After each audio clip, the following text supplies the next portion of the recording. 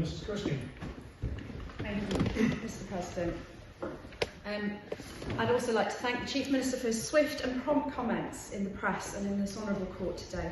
This administration will be defined by the results of the action taken to drive bad culture out from within the ranks of our civil service and politics. We need to shake this tree once and for all for bad apples and show the people of the Isle of Man that this government knows the true meaning of integrity. Mr. President, as Max Dupree said, the first responsibility of a leader is to define reality, which brings me to my questions. I'd like to ask the Chief Minister, firstly, if he has confidence in the ability of the former DHSC Minister, and now Treasury Minister, in the role of his duty as a Minister. And does he believe that the former Minister, DHSC Minister, has misled this honourable court at any time? 2, does the Chief Minister have confidence in the Director of Public Health in her duty of her role? 3, does the Chief Minister have confidence in the DHSC and the OHR's ability to uphold fairness and work policy?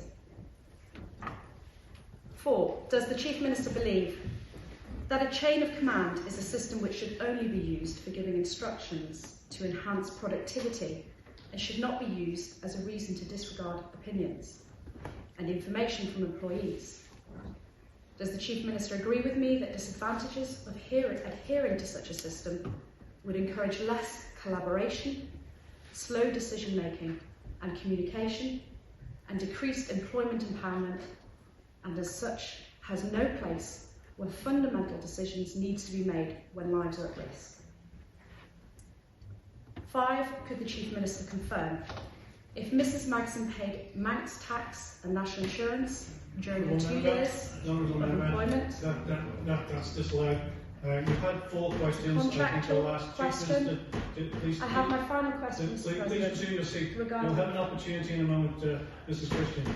There are 4 questions that have been asked. There's 1 question now regarding an employee, which I will not allow, and I'll ask the Chief Minister to respond to those other 3, and we'll come back to you, Mrs. Christian. Thank you, Mr. President. Well, as I said to you, with regards to the Minister and the Ministers, we are getting on with delivering for the people of this island. We are facing a substantial cost of living crisis, and it's important that we roll out the right, appropriate approach in order to support our people through what is going to be the most challenging of times.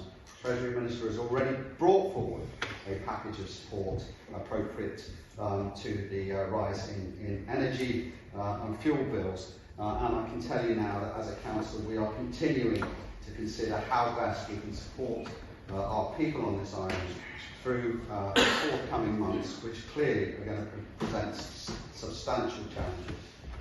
In terms of the performance of senior officers, all senior officers continue to be reviewed and assessed as to their overall performance, and indeed we are looking at how that can be enhanced, and that is one of the reasons that I have brought forward those proposals regarding awards. And I think that when we have that debate, I would suggest to the Honourable Member that interaction between senior staff and the politicians and the overall government's performance levels of capability will need to be significantly looked at. I'm not, Mr. President, going to start delving into senior individual performances on the floor of Timwood, but I assure honourable members that all capability of senior officers now is under review in terms of understanding how we can continue to better assess it, and indeed whether they are in fact undertaking the full spectrum of their public duties appropriately. In terms of the chain of command and the way things are working, I think, Mr. President, I think some of this will come out. I think partly some of the issues you referred to will be a matter for the COVID inquiry. I've already suggested that we shouldn't really want to examine in depth what specifically happened during COVID, but we should wait for the Chair to bring forward proposals. But I do accept that in the wake of this tribunal and in the wake of the findings, and in the wake of what's happened over the last 2 years, there may well be a need, and I think we recognise that, a need to perhaps change and refocus our emphasis in terms of our culture and the way that we engage as an organisation with our employees. I've made that perfectly clear during this statement. and that's my position. Well, members, the Chief Minister has made this statement, and I just want to make it very clear this is about asking questions, and ask you to keep those concise. You can ask multiple questions at different times. So I now call on Mr. Moore.